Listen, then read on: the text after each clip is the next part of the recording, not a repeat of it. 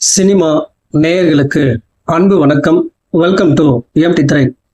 தமிழ் சினிமாவில் கொடிகட்டி பிறந்த நடிகர்கள் ஒருவர் தான் விஜயகாந்த்.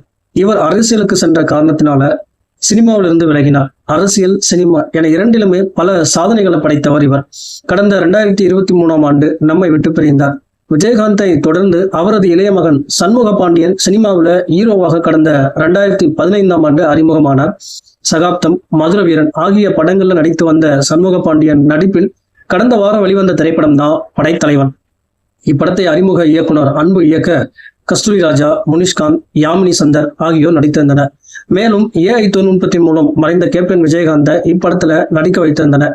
இசைஞானி இளையராஜா இப்படத்திற்கு இசையமைத்திருந்தார். இந்த நிலையில திரையரங்குல ஓடிக்கொண்டிருக்கும் படைத்தலைவன் திரைப்படம் 4 நாட்கள்ல உலக அளவுல செய்துள்ள வசூல் குறித்து தகவல் வெளியாயிருக்கு. அதன்படி இந்த படம் 4 நாள்ல 4.2 கோடி வசூல் பண்ணிருக்கு.